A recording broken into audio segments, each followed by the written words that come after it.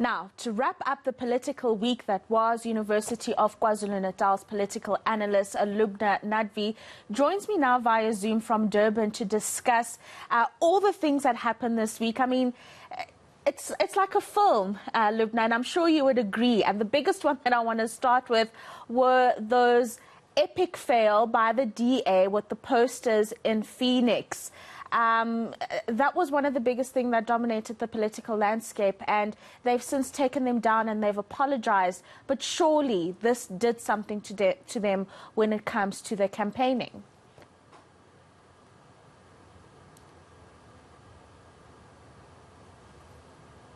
Good morning. Yes, I think that, it's obvious that the actions by the DA has really impacted on the sort of image, and the issue in Phoenix is a very sensitive one, and it is inappropriate for any political party to actually use the tragedy of the loss of lives to campaign and to try and get electoral support using that incident and that whole situation. So what it's done to the DA is really tarnished their image in many ways.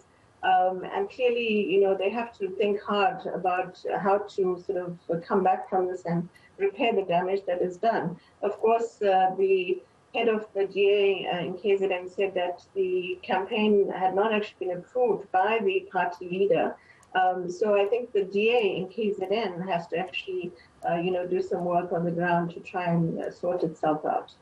Right. I mean, they are the official opposition in the country, but this incident that involved them in terms of the posters, did this give an opportunity for other political parties to take centre stage and to perhaps woo potential voters a little more than they would have had the opportunity to had the DA not had the cloud over them? Well, I think that all parties are making an effort to try and get voter support. And clearly they have to work very hard. The sort of, larger parties, if I can call them that, actually have, had historical voter support. Newer parties will have to work extra hard. They have to actually, make themselves known and familiar to the electorate. So, of course, the fact that the DA has had this happen to it in KZN in particular will, of course, make an, sort of impact on this issue. Right. Another big story that dominated was one of the newcomers, as you've mentioned, Action SA, having another fight with the IEC, this time around the fact that the abbreviation of the party was not included onto the draft ballot papers, but also Action SA arguing that they actually don't have an abbreviation. Their name is simply Action SA, not ASA and nothing else, but the IEC also kind of buckling down and fighting back. Yes, no, certainly. I mean, the IEC has its technical requirements that have to be met with regard to when parties register to, contest elections. And if parties have not met that requirement, then of course it does become a challenge. But certainly this fight is going to carry on. And, Action SA has said that this is the name that it goes by. So I think that the IEC and the Action SA parties have to actually sort it out, because obviously if the party is to be on the ballot, it needs to, resolve this matter. And certainly it's a lesson for other parties to make sure that they fulfill the technical requirements of registering to contest elections. Right. Lubna, let's move on to another party now, the EFF. What are you making of their campaigning in this round of local government elections?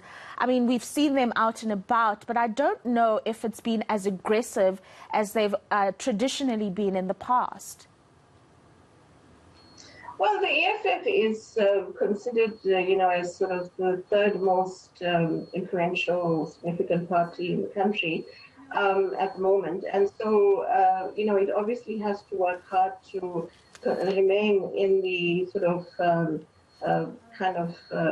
running, as it were, because if it actually does not go out into other areas, other than where it has traditionally contested or, tried to win electoral support, its electoral support will diminish. And this is, a challenge to it, that it actually has to go out into other communities. In terms of its, election manifesto and its sort of attempts to speak to the electorate thus far, I think that it has actually retained support in its traditional sort of support base. But of course, I think that it actually has to go out into other areas. Its of course support base is young, Black South Africans who see it as a opportunity for them to be able to, get some kind of support and to be able to move forward in life, given what the EFF has promised. But I think that they also need to speak to other demographics nationally in order to improve, and widen their support base. Lubna Nadvi, thank you very much for your time this morning. She's a political analyst, wrapping up the political week that was. And like I said at my intro, this is the stuff of movies. These things are actually happening in the country ahead of those local government elections.